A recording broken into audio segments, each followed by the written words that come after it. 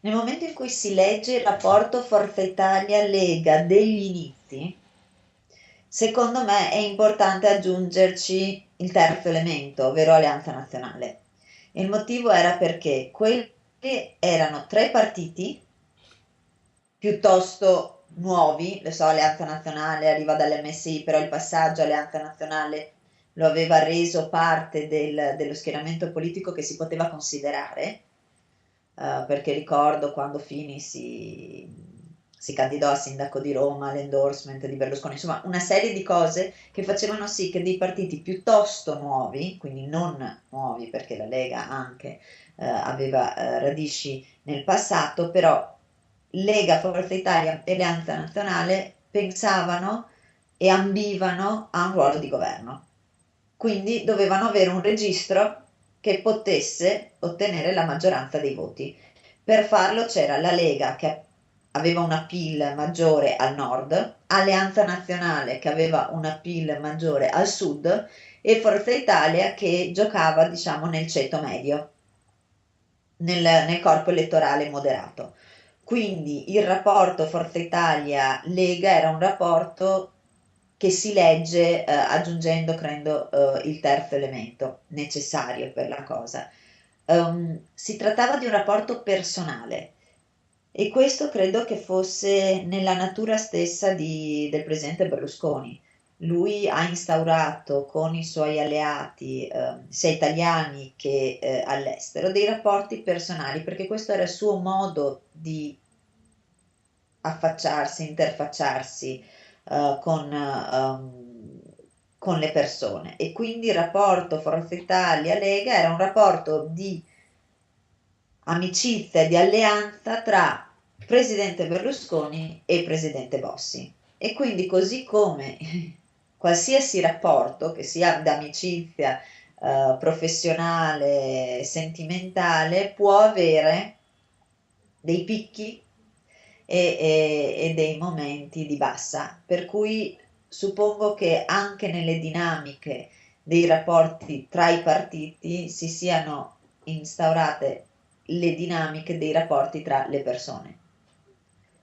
Il registro della Lega è un registro di opposizione, innanzitutto, di partenza. Quando si è all'opposizione si parla in un modo, quando si è al governo si deve parlare in un altro modo, eh, perché le cose che bisogna fare sono note e quindi nel momento in cui si riveste un ruolo istituzionale e governativo è chiaro che anche il registro linguistico cambi. Ora, all'interno della coalizione, in cui sì, c'era anche Casini, però diciamo più per l'area ex democristiana, ma che non aveva un peso specifico così importante come invece le altre tre componenti, c'era Forza Italia che aveva, diciamo, il profilo governativo, istituzionale, la giacca blu, la cravatta coi puntini, un certo tipo di modo di esprimersi, di andare in televisione, di conversare, di dibattere. E poi c'era la Lega che rimaneva un po' rozza per avere un appeal su un certo tipo di elettorato. Ora, le cose che dice e come le dice credo che siano molto diverse.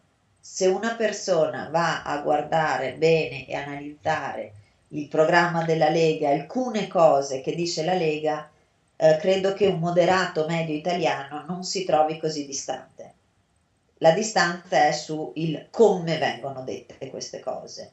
È Pontida, è tutti vestiti di verde, è il maiale in una zona in cui doveva esserci una moschea, cioè ci sono quelle cose che fanno, diciamo, più notizia o che possono magari piacere ad una parte ehm, degli elettori della Lega, ma che di certo la maggioranza moderata non apprezza. Se andiamo nel contenuto è diverso. E credo che questo sia stato in tutta la storia d'amore tra la Lega e Forza Italia.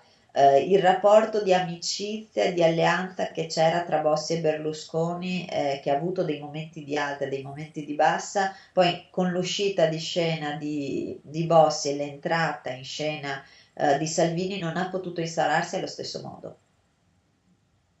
C'è una differenza anagrafica, ci sono ambizioni diverse. Bossi non ha mai voluto essere Berlusconi, capiva benissimo chi era Berlusconi e qual era il ruolo che avrebbe avuto Berlusconi. Lui faceva la voce fuori dal coro e ognuno aveva il suo ruolo. Se però imposti una scena di teatro in cui troppa gente vuole essere la protagonista, non è che poi arrivi a chissà grandi cose. Mentre al tempo credo ci fosse più un understanding di quelli che erano i ruoli di ciascuno.